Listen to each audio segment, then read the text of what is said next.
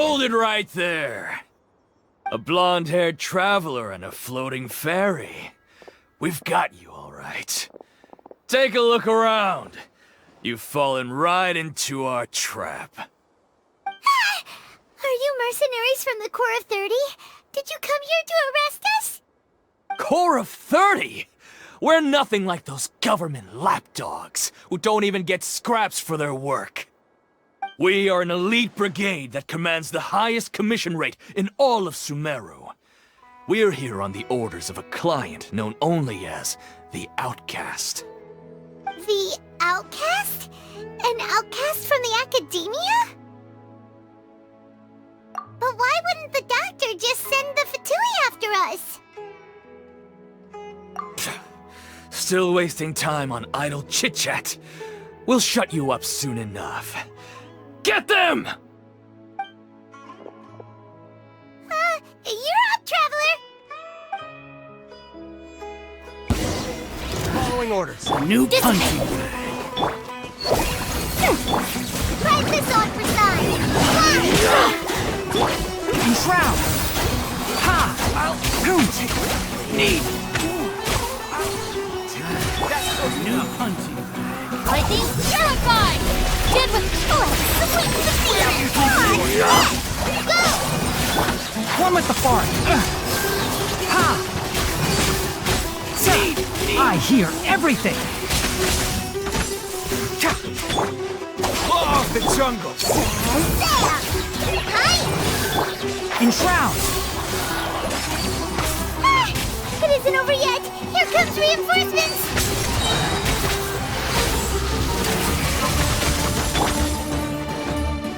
I'll settle this way! Here's the cut! Here, Warren! Pull it in! Help! Fly! Can't see?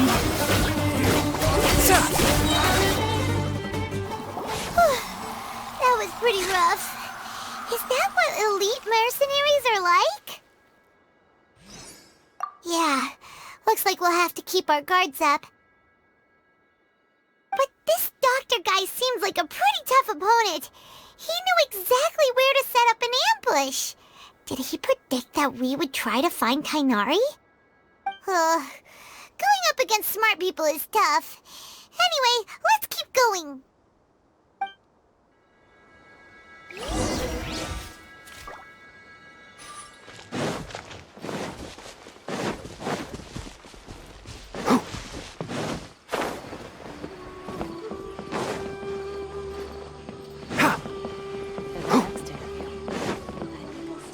Keep up! Ha!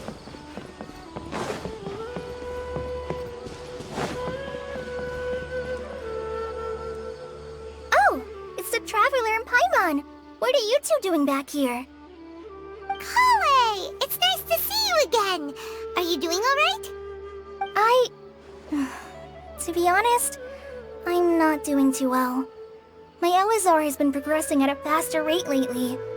I'm finding it harder to complete more intricate tasks. As a result, Master Tighnari is taking me off the patrol schedule. He will only allow me to stay here and coordinate other people's tasks. Oh, Kale.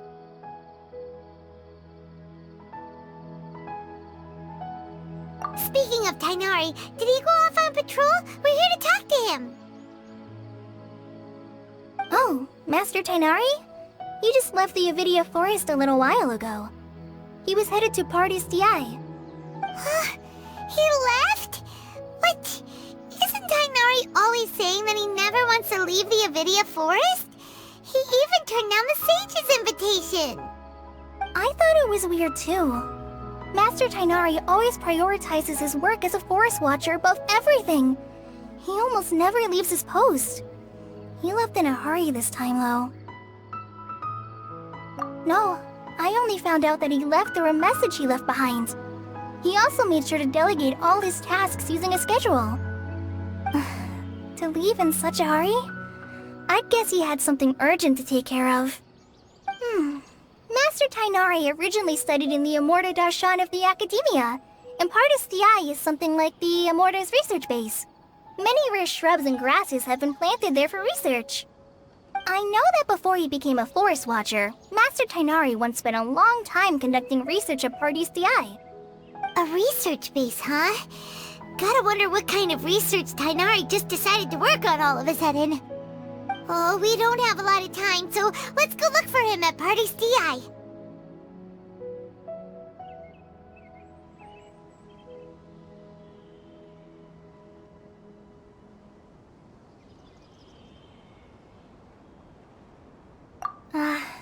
Don't worry. I'm fine. I'm used to living with Elazar by now. If you run into Master Tighnari, please send him my regards. Got it. Will do. See you later, Kale.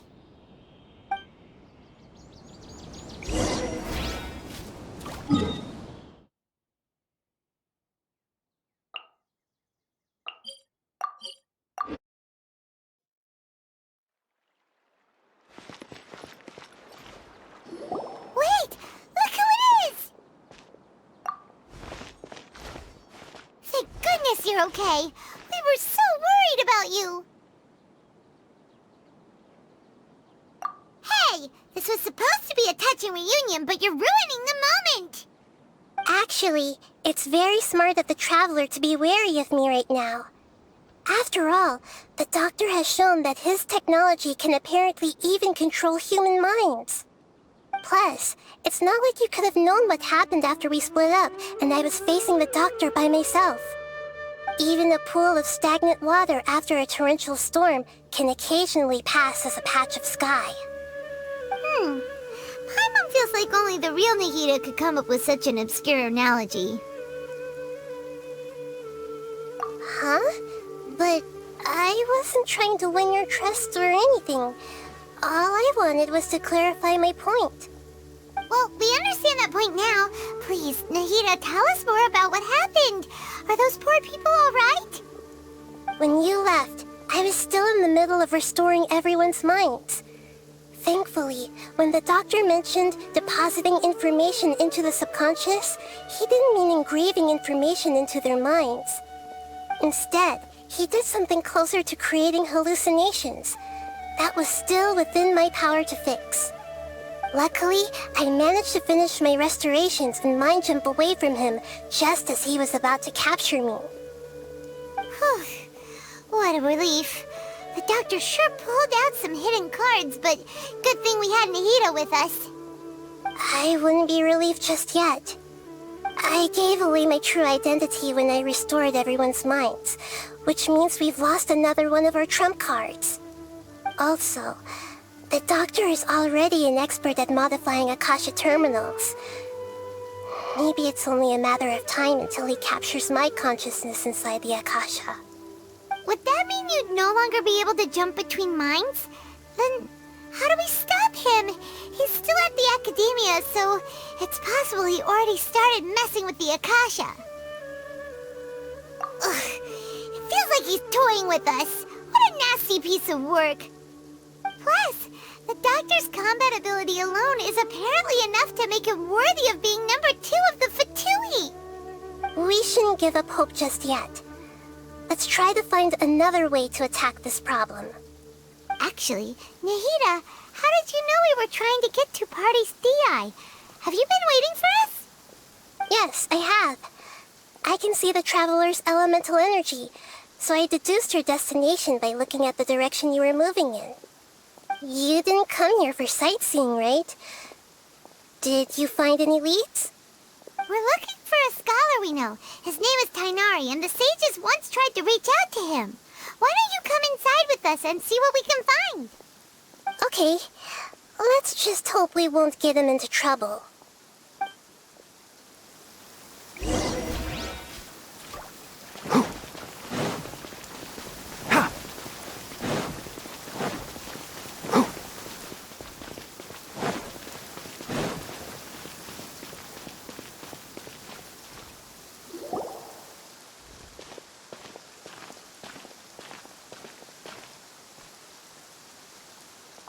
Traveler?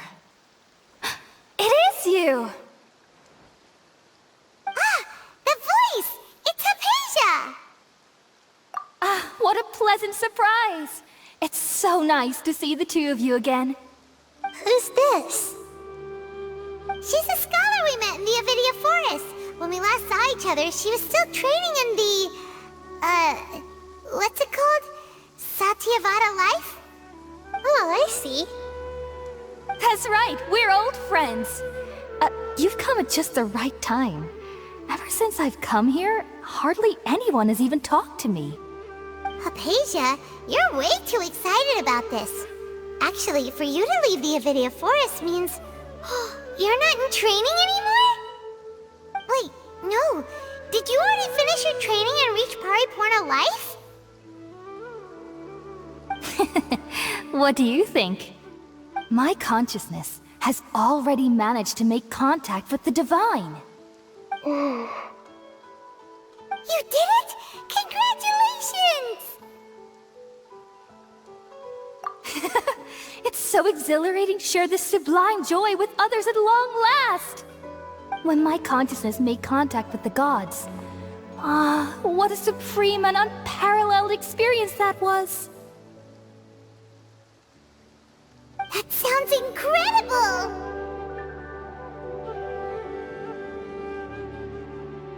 Oh, all right. Actually, please wait. I haven't forgotten my promise to you. Remember? I promised to help you understand what you saw from Irminsul once I gained deeper insights. My current self has not only gained true insight, but I can even help you establish a direct connection to the consciousness of the divine. You can do that? I've never heard of anything like that, but if you want to give it a try, I'll do my best to protect your consciousness during the process. Hold on. I brought some spirit borneal with me. This is still a crucial part of the ceremony. We're using that incense again? All right now. Hold my hand. I'll help you establish a pathway to connect your consciousness. Okay. Ready?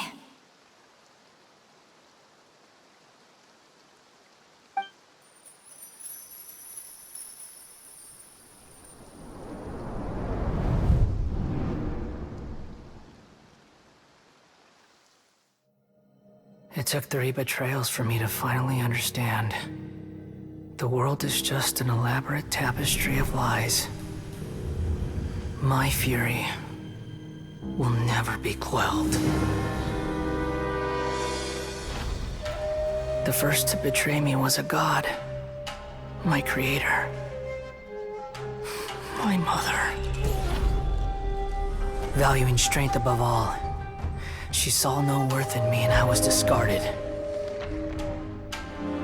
The second was a human. My family. My friend. Consumed by fear, he saw me as an abomination. The third was one exactly like me. A hope for the future. A fledgling barely out of the nest. Powerless before his mortality, he broke his promise to me. Humans, they can't be trusted. And the gods fill me with pure loathing. So I said good riddance. I denounced the world and laughed in its face. My chest will never again be defiled by worldly filth. I will scrub away every last trace of human emotion. Then it will be empty, a blank slate, and ready to receive a supreme gnosis, brimming with pure divinity.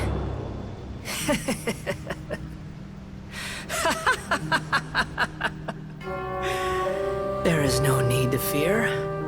The pain will be brief. Your era is coming to an end.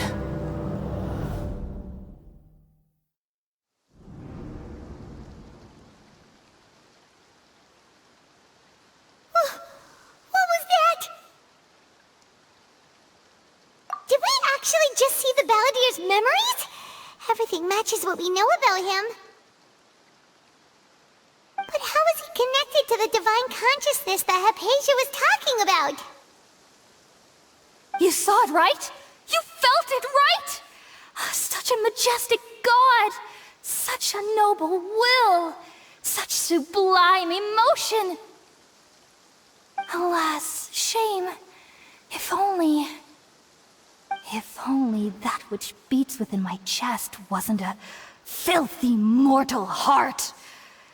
Oh, great and merciful God, please grant me forgiveness and salvation. Do you understand now? I'm afraid this is no periportal life, but rather... Ah! You! Why are you so mean to me? Why is everyone hiding from me? I found divine wisdom. Shouldn't I receive praise and honor? Haven't I uncovered that light in the darkness? Hypatia? That's how I always thought everything should be. Wait. Have I already lost my mind?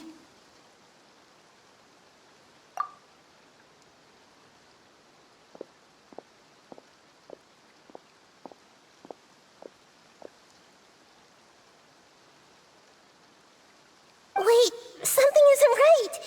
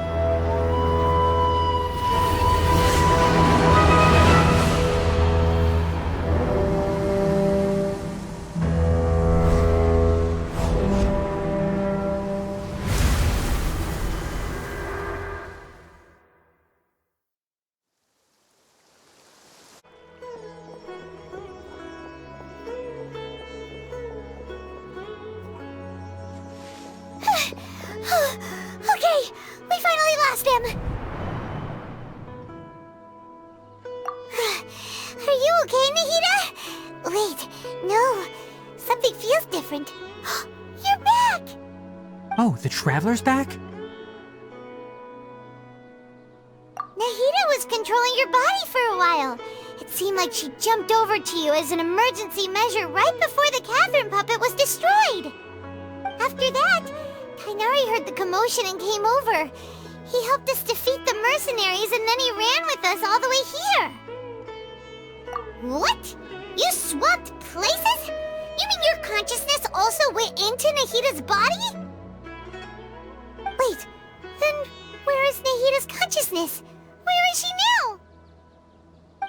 I never imagined that an individual's consciousness could be transferred around like this.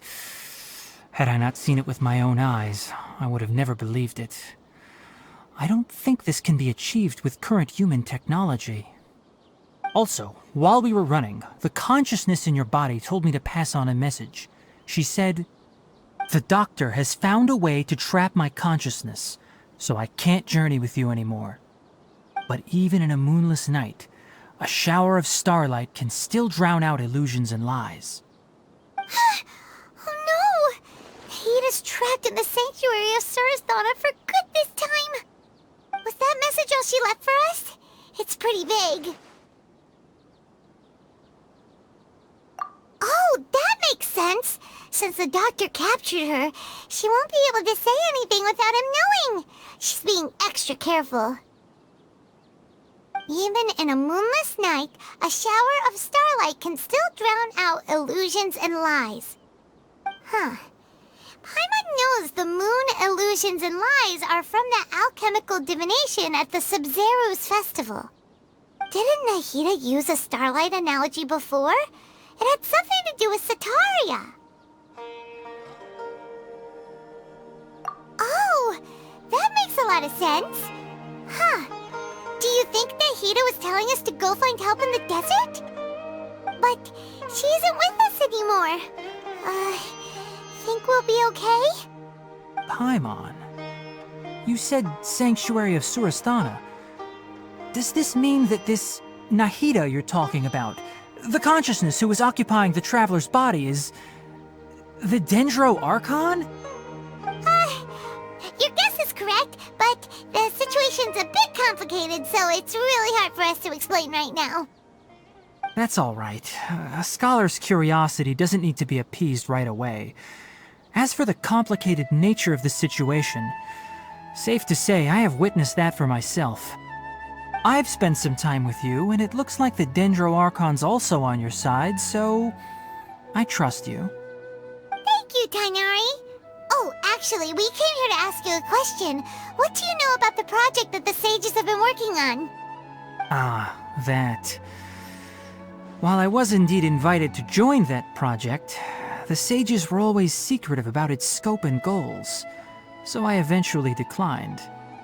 All I know is that that project has something to do with the restoration of Irminsul.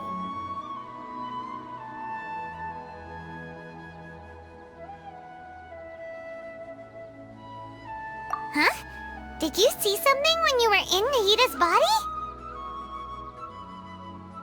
What? Do you have any evidence?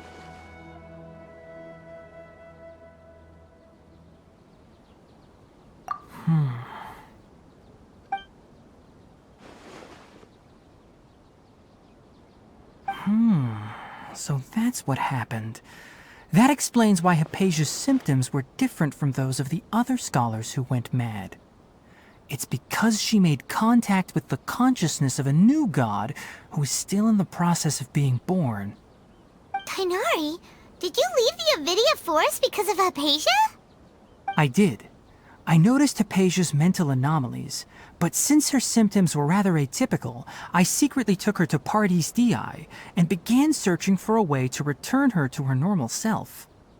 If I didn't take action, Hypatia would have already been taken by the Matra to the desert, doomed to a life of exile at Aru village. Now that you mention it, I knew the Academia has never thought particularly highly of Lesser Lord Kusanali, but I still didn't expect them to do something as arrogant as creating a new god. Looks like I made the right decision by not accepting their invitation. The Doctor and the Balladeer.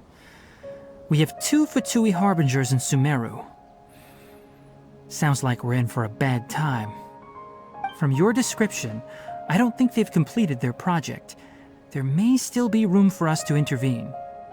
But then, what is the connection between creating a new god and restoring Irminsul? Yeah, it feels like we're still nowhere close to figuring out the sage's goals. Right, we've pretty much gone over everything we need to know, so we should head out. How about you, Tainari? What are you going to do? I'll stay here for now. I still want to try a few more things to help Hypatia. If you're planning to go into the desert, start by heading for Caravan Rabat. That'll be your fastest route. Come find me here if there's anything else I can do to help. May the spirit of wisdom go with you. Thanks, Tainari. Hopefully Hypatia will feel better soon. We're off then.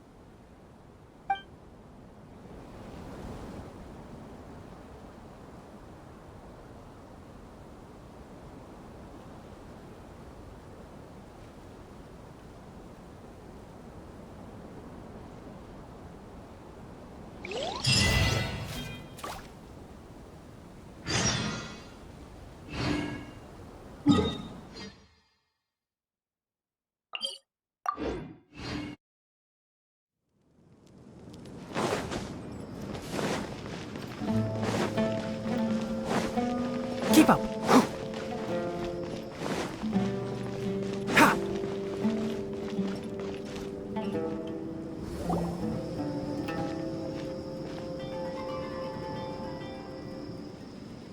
We finally made it to Caravan Reebok. It's pretty lively here. So, just past this wall is the desert, huh? Oh, wow. Paimon remembers hearing people call this the Wall of Samiel. It's made to block sandstorms from the outside. Oh, if it's this tall, it's gotta be the divine work of Greater Lord Rukkhadevata, right?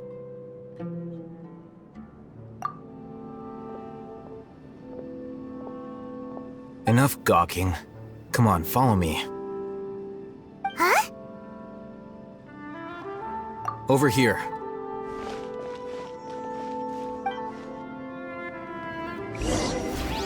Alhaitham went that way! Let's hurry up and follow him. Wonder what he's up to.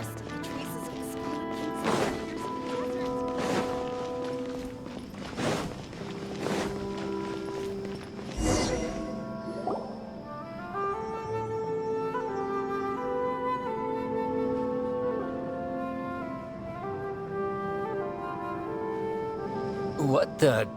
Where did he go? How did we lose them?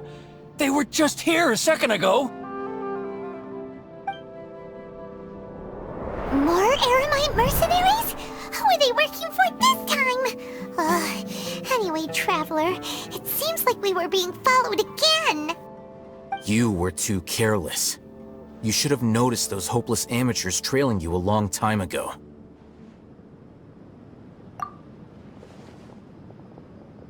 There's no need to thank me. I've never cared to keep track of personal favors. All I did was correct a mistake I happened to come across. It's a habit I developed at the Academia. You really gave Paimon a scare, Alhaitham. We never thought we'd run into you here. Last time we met at Port Ormos, didn't you say you were going back to the Academia? Wait, don't tell Paimon that you're here to take us back on their orders! Oh, so you've already landed yourselves on the Academia's hit list. I can't say that I didn't expect it. However, had I wished to turn you over to the Academia, don't you think you'd already be the Eremites' honored guests by now? Oh, right. You do have a point. I have no interest in running errands for that project. As a scholar, I've always belonged to the camp that promotes researcher autonomy. And these days, you're more fascinating than anything the sages can offer.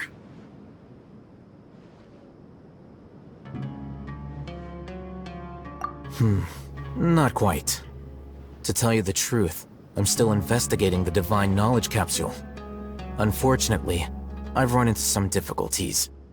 Everyone says the capsule originated in the desert and was eventually moved to Port Ormos.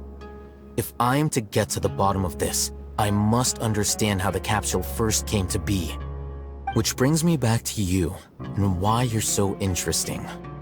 The leader of Ain al-Ahmar used the Divine Knowledge Capsule right in front of you, and upon seeing him, your expression became perplexed, and you were lost in thought for quite some time. To have that kind of reaction, I think you must have realized something.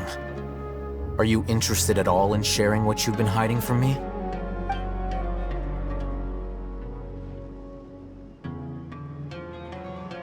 Alhaitham, you really have a ridiculous eye for detail. What kind of person even notices or remembers stuff like that? So that's your answer. Well, I do work for the Academia after all. So considering that, it is indeed wise to keep your cards close to your chest. But that does prove you do have some undisclosed information about the Divine Knowledge Capsule. Am I right? No matter. Rather than simply learning the answers from you, I'd still prefer to investigate on my own. Speaking of, you two are also headed to the desert? That's right! We have the same plan as you! But we don't really have any concrete goals at the moment. Then I'd suggest starting with Aru Village. It's the largest settlement in the desert, so it'll probably have more resources and intel than anywhere else. Well, would you like to head there together? It's always better to travel with someone you know. Let's go!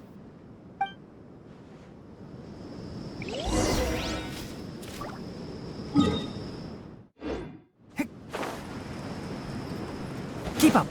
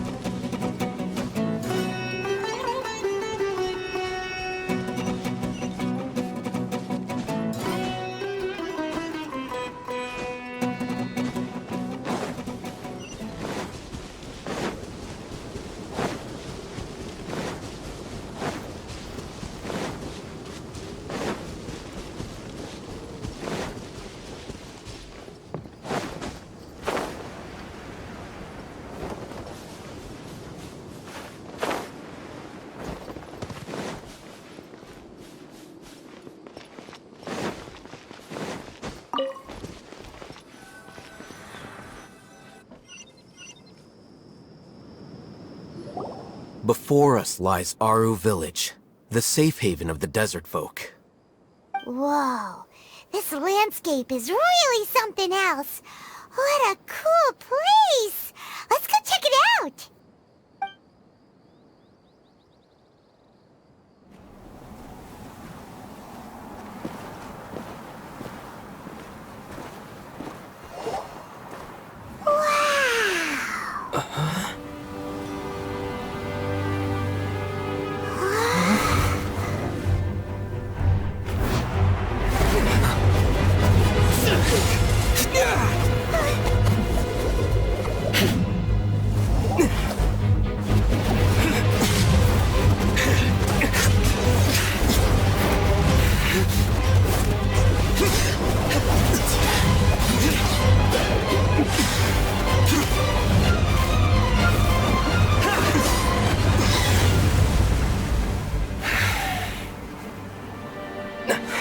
Cyno.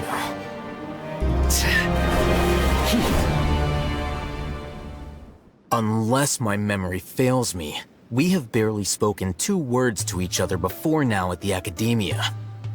Would you care to enlighten me as to when and how I invited the General Mahamatra's wrath? Alhaitham, do not think you can escape my judgment just because you managed to escape my attack. Judgment? So that's how you'd characterize your actions here, is it? Or would elimination perhaps be a more accurate description? Had I used my full strength, not even this traveler would have been able to stop me. Though styled like an assassination, I sought only to ensure that my target would be unable to flee or resist. Standard practice for the Matra, as well you know. Seemed to me more like your own personal touch. Who is that, Alhaitham? Did you call him General Mahamatra? Yes. General Mahamatra Cyno, head of all the Matra at the Academia. He's a formidable hunter, and the ultimate nightmare for any who have committed academic crimes. You seem to have placed a lot of trust in Alhaitham, to the point of blocking an attack for him. If I were you, I'd never choose to side with him. I wouldn't believe a single word that comes out of his mouth. I have been pursuing this scribe for a long time. I urge you, stand back and do not seek to defend him any longer. Otherwise, there will be consequences. Has Alhaitham done something wrong? Hyman doesn't think he's as bad as you've made him out to be. I won't waste my breath explaining things. Alhaitham. I saw it during our fight. Take it out. The divine knowledge capsule you're hiding on your person. Unless you want me to retrieve it for myself. Very perceptive of you. Nothing escapes a Matra's senses. Wait, the divine knowledge capsule? Didn't it fall into the Matra's hands in Port Ormos?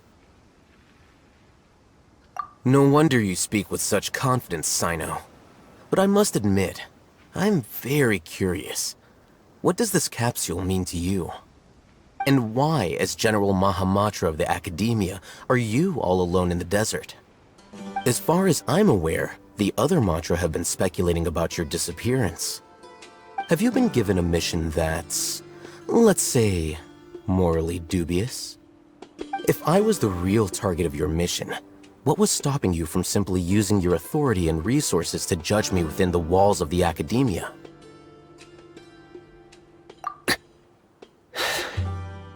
I should have known you'd be difficult to deal with. You two! Ugh! What should we do, Traveler? Paimon feels like we can't trust either of them! Ahem. Well, look at you two, acting all tough and self-righteous over there. Wait, Dehya?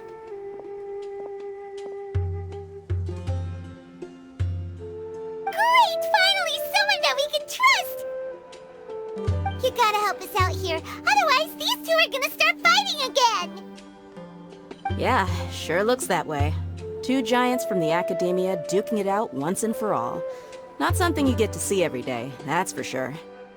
Listen, I know you academic types love to fill up your big brains with self-righteous morality and lord your empty rules and virtues over each other. But how dare you bring your petty disputes into the safe haven of Aru Village? It seems like someone's gonna have to beat some sense into your thick skulls until you finally learn to respect these grounds.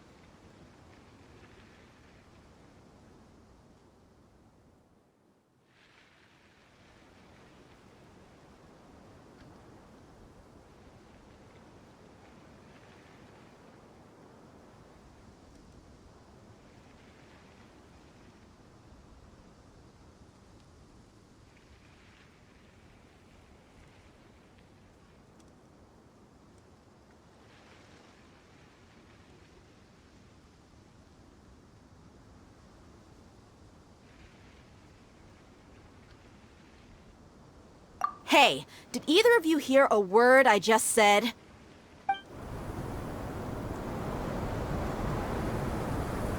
Whoa, what's going on? The wind's so strong! Is this a sandstorm? Paimon's gonna get blown away! Another sandstorm? What's up with these recently? Hey! All of you, over here, quickly! We have to take cover! Someone's calling for us! Oh, this wind is too strong! Let's get over there! That sounded like Candace. Come on, you two. Jeez, are all of you Academia folks such hard work? Move it! All right, stop yelling.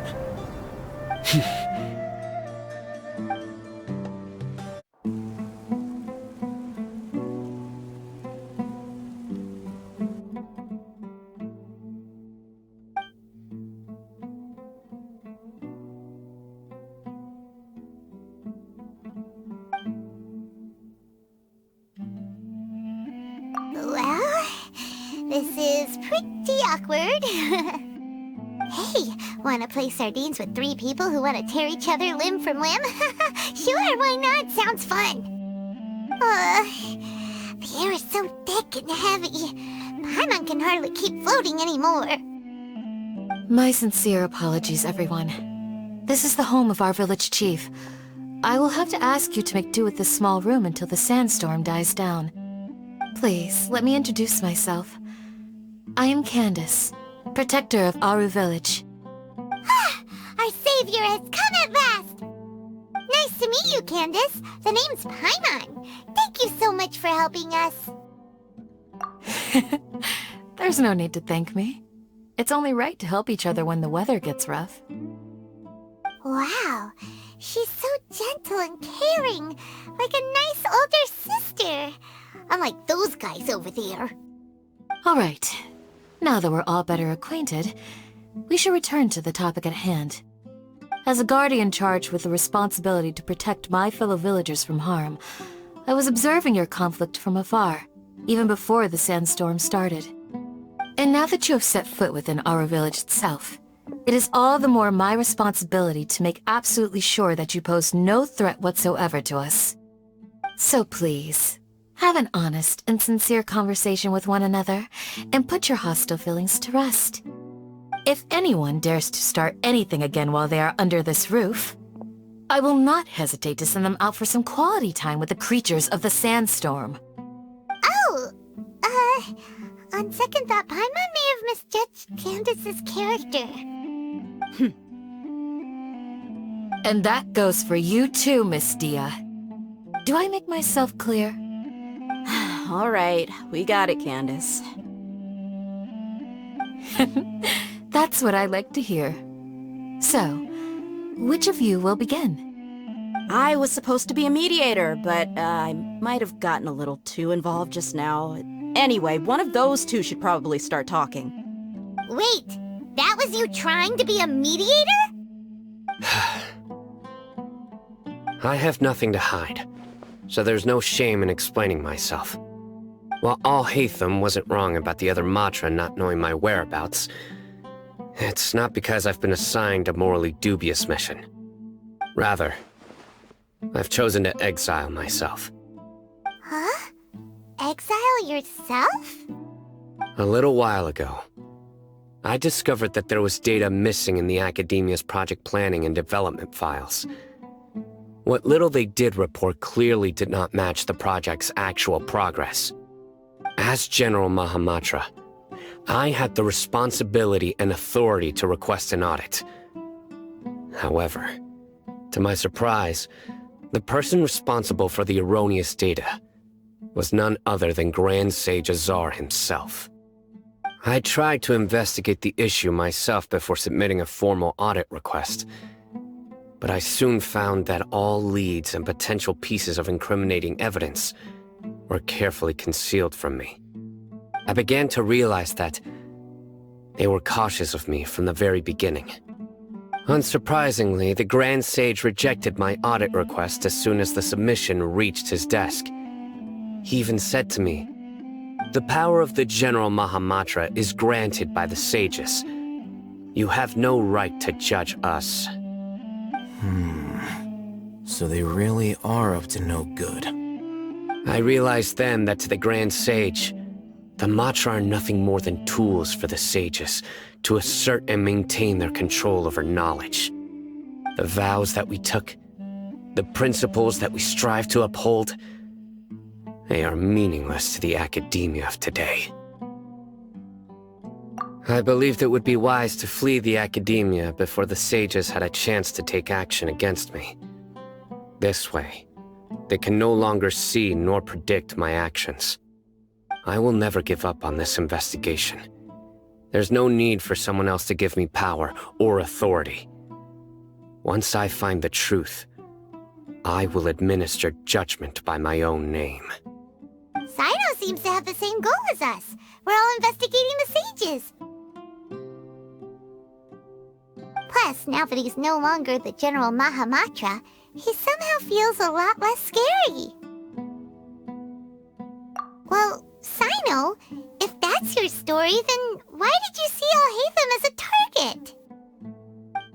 When I was investigating the matter in the academia, I overheard a conversation between Alhaitham and a sage. The sages asked you to investigate a blonde-haired traveler. Do you dispute this, Alhaitham? What? Like many parts of the project, this assignment was undocumented. Now throw in your suspicious behavior with the Divine Knowledge Capsule, and I think we deserve an explanation.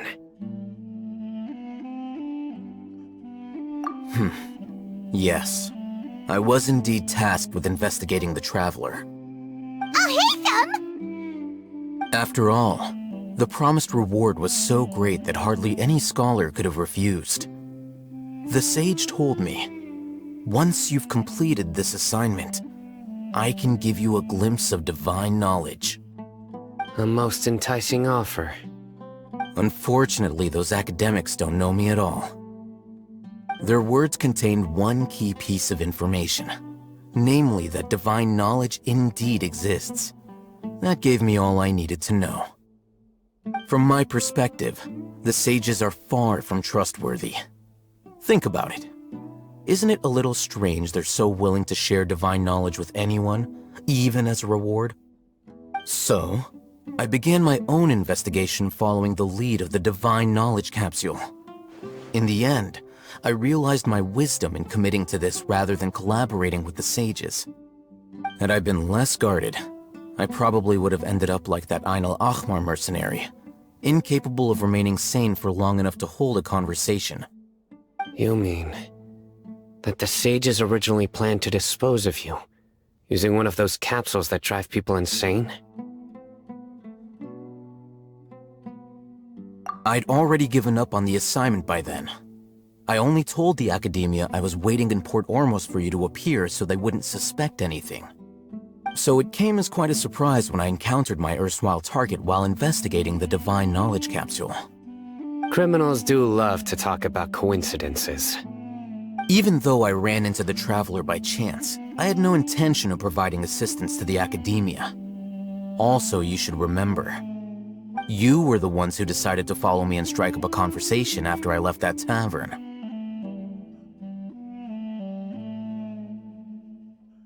That's true. Alhaitham helped us out at Caravan Rebat as well. Maybe he's telling the truth. I'm willing to apologize, if that's worth anything to you. I took the Divine Knowledge Capsule behind your back because I judged its existence to be a significant risk. I felt that it would be best for no one to interact with it before it had been properly studied. After all, curiosity often proves to be the most dangerous thing in this land. You should be well aware, Scribe Alhaitham, that curiosity can also lead you to danger and suspicion. Answer me this. Did the sages share any information about their project with you? Have I not made myself clear? You and I are both distrusted by the Academia. Do you really think they would tell me anything? Fine. Although you haven't completely proven your innocence, I won't regard you as an enemy, for now. As you wish. Good. I'm glad to see you two clearing up your misunderstandings. And now you, Dehya. I believe it's your turn. Oh, sorry. Whatever the boys were talking about must have been so boring that I spaced out. My situation is pretty straightforward. My employer, Dunyarzad of the Homayani family, is friends with the Traveler and is currently recovering from her illness at home. I had nothing going on, so I decided to return to Aru village for a visit. I was actually looking forward to a pretty exciting time getting back together with everyone here. But then I saw these two random guys in the middle of a pointless argument. It ticked me off, and things went downhill from there. Is that all? Well, I will admit that definitely sounds like your style. In that case, welcome back, Dehya. That's more like it. I missed you all so much, Candace.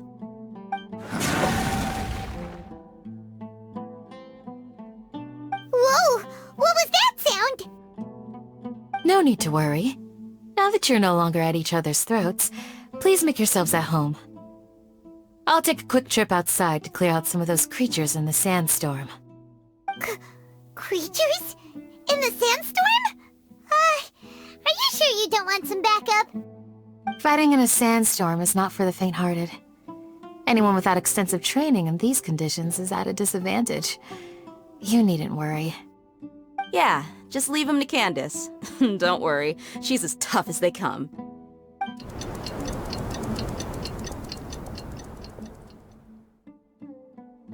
The wind's died down. That means the sandstorm's over, right? Candace still isn't back yet, though. Is she alright? Maybe we should go out and check on her. When you put it that way, even I'm starting to feel a little worried. Alright, let's go. We've been here long enough, and the boys are as chatty as the floor.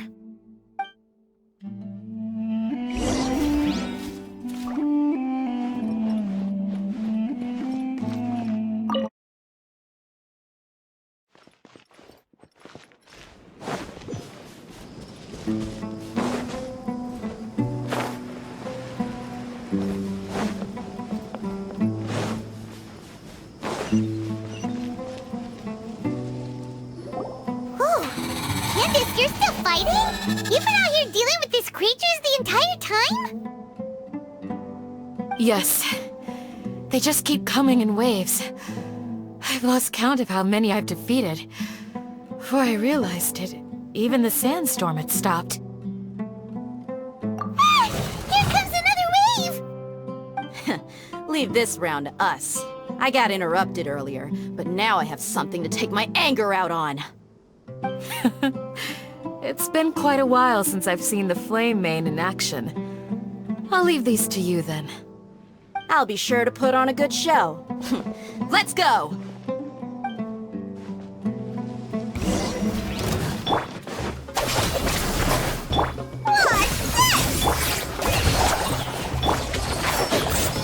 Ha! Let's nip that in the bud.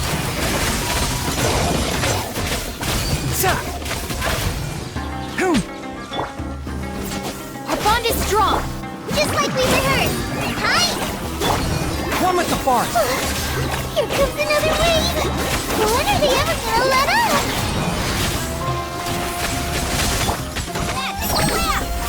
Forest up! Dissipate! Can't see.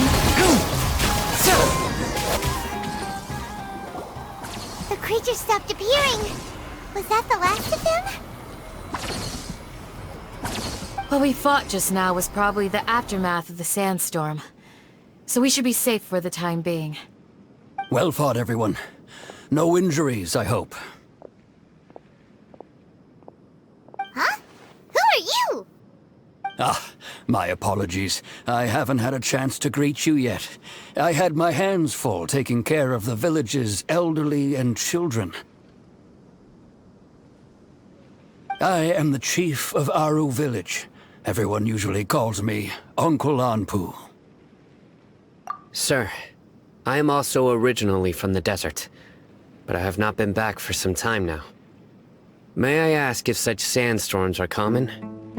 I can't say they've always been common, but recently the storms have become increasingly severe and frequent. Besides sandstorms, we also occasionally get earthquakes.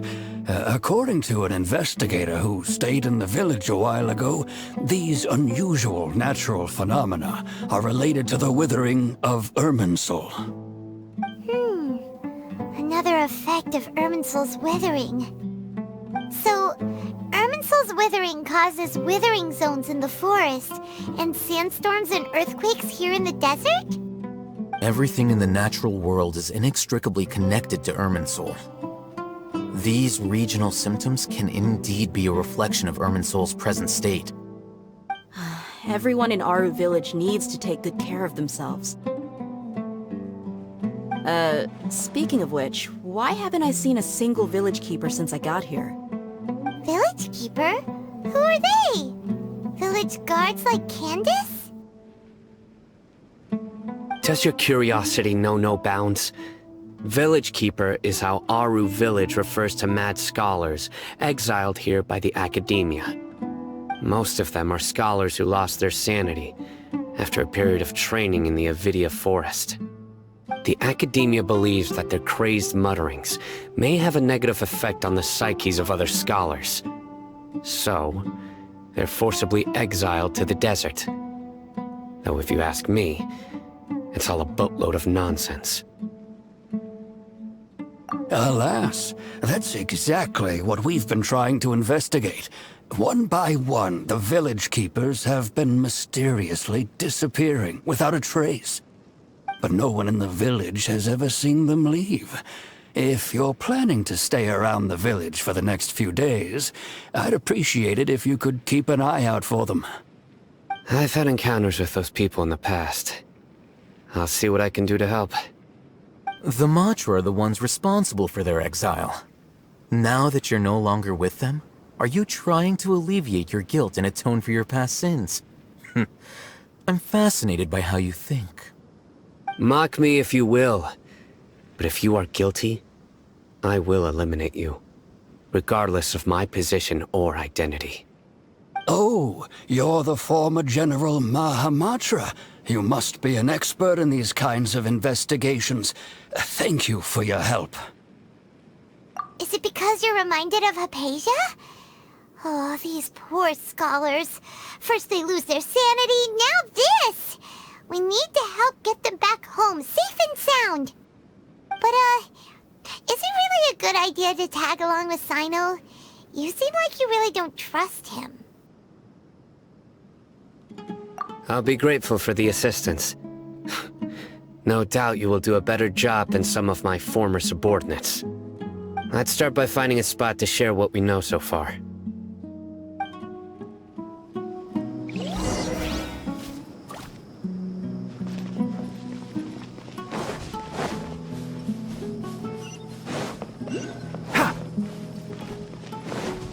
Keep up.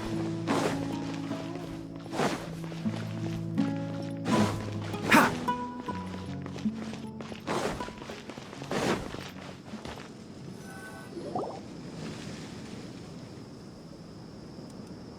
Although I've sent myself into exile, I'm still doing essentially the same things as before. Do you still have any questions for me before we start our investigation? One of my former subordinates told me that this title has its origins in a strange incident. The Academia has long exiled mad scholars to Aru Village. A mysterious phenomenon exists here. When mad scholars first arrive, they are as incoherent and deranged as before. But after spending some time here, they invariably begin to calm down. Initially, the people of Aru Village greatly resented having to take in the mad scholars. But a strange incident one night changed that. Aru Village was struck by the strongest earthquake in living memory.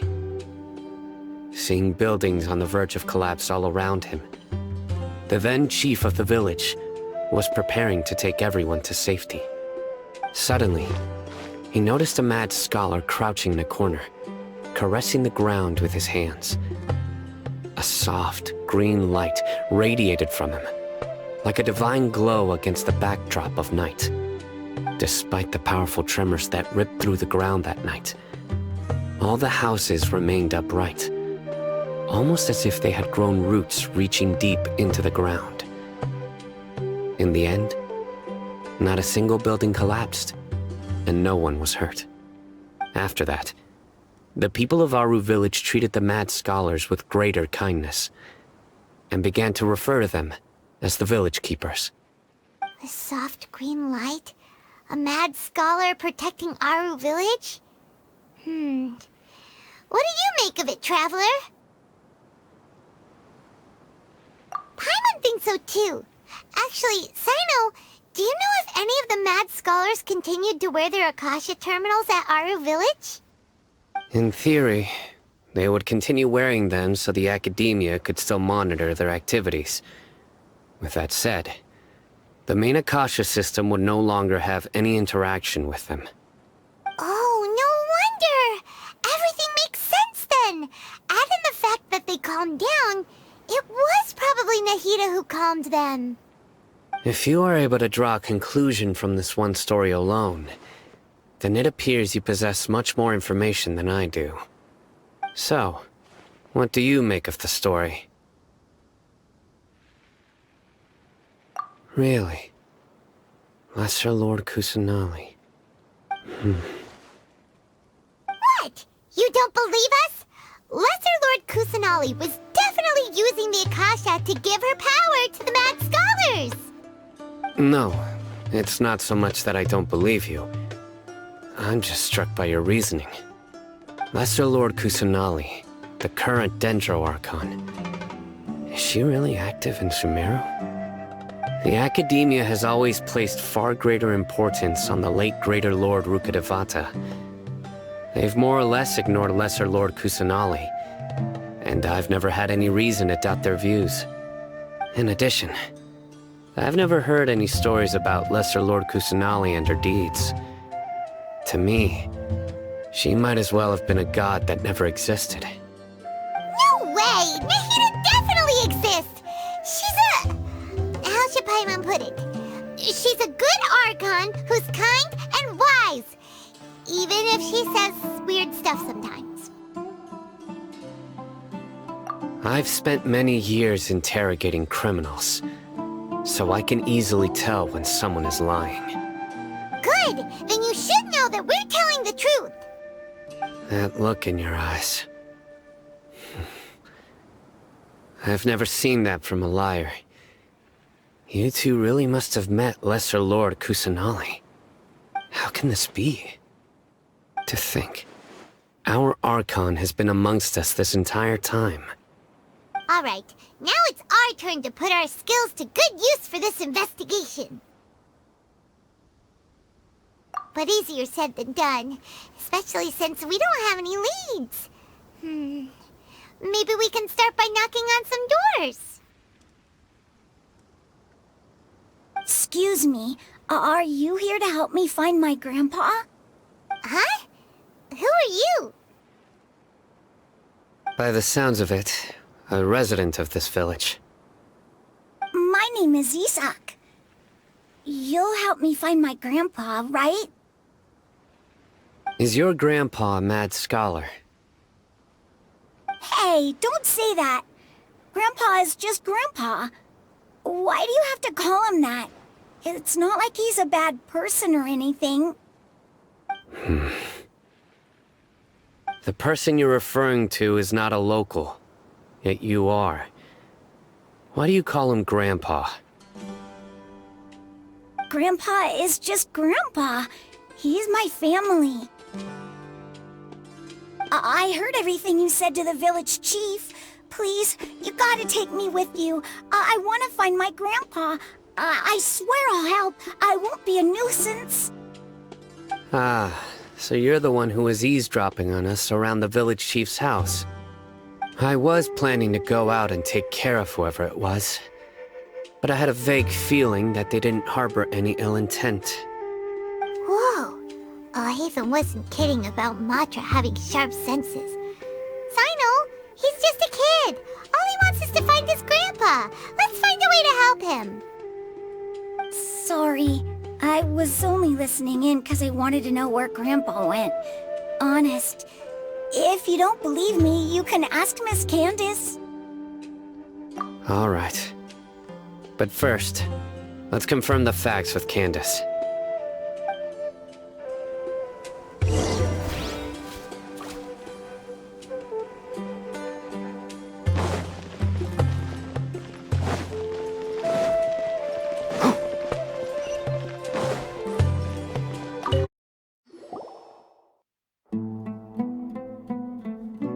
Cyno is super vigilant. Is this what all the Matra are like? Ah, you're back already. We just wanted to confirm something with you. Do you know a boy by the name of Isak? I had a feeling he'd go looking for you. Huh? You knew this would happen? Yes. Although he tried his best to stay hidden, I still noticed him eavesdropping outside the window. He really wants to get his grandfather back. Isak's parents were both Aramite mercenaries who rarely returned to the village after finding employment in the city. He was raised by his grandfather. Unfortunately, it was only a few years before his grandpa passed away. Isak was still very young at the time, so various families in the village took turns caring for him so he could survive. Later, an elderly mad scholar arrived at the village. Isak thought the scholar bore a striking resemblance to his grandfather, and thus often spied on the man. However, the scholar was unkempt in appearance and incoherent in speech. Although Isak referred to the man as his grandpa, he was afraid and didn't dare to approach him. One summer night, the oft mumbling and bumbling grandpa suddenly calmed down and seemed to become more lucid. He even noticed Isak hiding in the distance. So Grandpa walked up to Isak and patted him on the head. He even took Isak to the entrance of the village, where he patiently taught the boy the names of the stars, and accompanied Isak until he fell asleep. The next morning, Isak woke up and wanted to go find his grandpa again, only to realize his grandpa no longer recognized him. However, even so, Grandpa retained his calm expression. It's said that those who saw the scholar claimed he no longer appeared to be crazy, but appeared to be living in his own world, almost as if he were sleepwalking. Isak was thrilled that his grandpa was able to find peace, and would follow him all the time, asking him things like, "Grandpa, want me to take you somewhere fun?" Or, "Grandpa, could you tell me stories about the stars again?" All this somehow just makes Paimon feel really sad. It seems like they both deserve so much better. Perhaps. Nearly everyone who lives in the desert has some form of hardship or regret. But even so, we must still continue on with our lives. It's also my reason for fighting. I must continue to protect this land.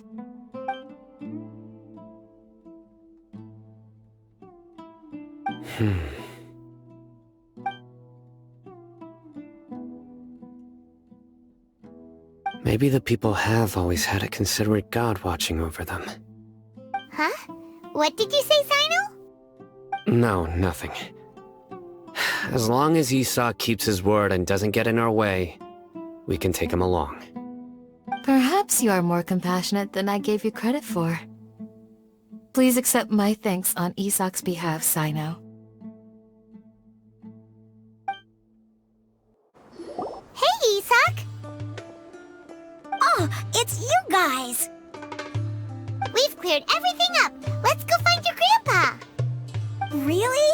Wow! Thank you so much! Yeah! Alright. Let's ask the local residents some questions first.